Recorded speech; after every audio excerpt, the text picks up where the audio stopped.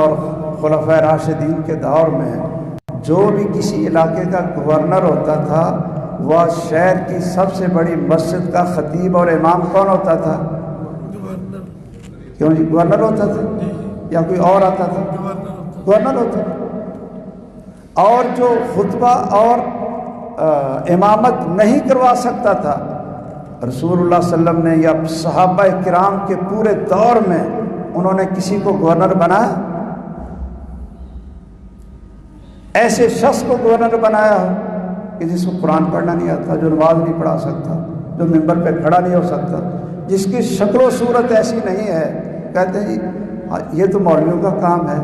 او بھائی یہ اگر مولویوں کا کام ہے تو سیاست بھی مولویوں کا کام ہے، خلافت بھی مولویوں کا کام ہے، اقتدار بھی مولویوں کا کام ہے۔ اگر خطبہ اور امامت اور مسجد کی خدمت وہ مولویوں کا کام ہے تو پھر اقتدار اعلیٰ جو دنیا کے لحاظ سے اقتدار اعلیٰ ہے اس کے اوپر بیٹھنے والے بھی صرف مولوی ہو سکتے ہیں۔ اگر اس پیمانے کو بدلا تو پھر ماشاءاللہ 75 سال تو گزر گئے ہیں، کوئی اور 10 سال، کوئی 20 سال، کوئی 30 سال اور گزار لو، پتہ نہیں یہ ملک کیا سے کیا بن جائے، لیکن لا الہ الا اللہ محمد رسول اللہ کی بنیاد یہ نہیں بن سکتا۔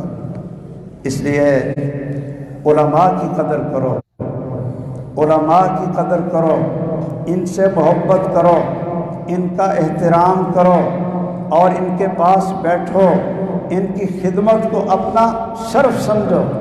اور مسجد سے تعلق رکھنے والوں، مجھے بڑی خوشی ہے آج، مجھے ابھی یاد آیا، میں نے 2-3 سال ہو گئے، میں نے شہر میں رمضان میں یہ ایک مشن بنایا تھا کہ جہاں درس ہوگا نا تو میں پوچھوں گا مسجد والوں سے کہ بھائی خادم کی تنخواہ کتنی ہے، قاری صاحب کی کتنی ہے اور خطیب صاحب کی کتنی ہے۔ تو میں مسجد کا نام نہیں لیتا تاکہ راز رہے۔ ایک مسجد میں درس دینے چلا گیا، کہتے ہیں درس دو آپ سب، درس دو۔ میں نے پوچھ لیا کہ یہاں جو خادم ہیں ان کی تنخواہ کتنی؟ تو وہ بیٹھے ہوئے تھے صدر صاحب اور سارے حضرات، کہتے ہیں آپ صاحب نہ ہی پوچھو رہنے دو۔ میں نے کہا یار بتا دیں آپ کتنی تنخواہ ہے؟ کہتے ہیں آپ صاحب پردہ ہی رہن دو، بڑی شرم ہوگی کی تن دسی۔ تو میرے زبان سے نکلا کہ بے شرم ہو کے دس دو۔ یہ ساڑھے استاد جی سن حافظ المنان صاحب نور پوری رحمہ اللہ، وہ بڑیاں انہوں نے بڑے اچھے اچھے نقطے ہوتے سے۔ ایک لڑکے کو کہتے ہیں ہم میں سے کہ بھئی اذان دو، ظہر کا وقت ہے۔ وہ لڑکا کہتا ہے جی مجھے نا شرم بڑی آتی ہے، میں نے کبھی اذان دی نہیں۔ تو کہتے ہیں بے شرم ہو کے دے دو۔ مجھے ان کا یہ جملہ یاد تھا، مجھے کہنے لگے آپ صاحب نہ ہی پوچھو، بڑی شرم ہوتی کی تانوں دسی۔ تو میں نے کہا بے شرم ہو کر بتا دو۔ اچھا، تو کہتے ہیں جی 7,000 روپے۔ میں نے کہا واقعی بے شرم، واقعی بے شرم۔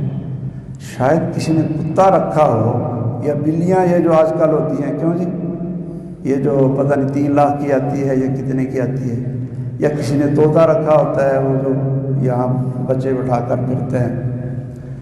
یہ 7,000 تو کتے سے خرچ ہو جاتا ہے چودھری صاحب، کیوں جی؟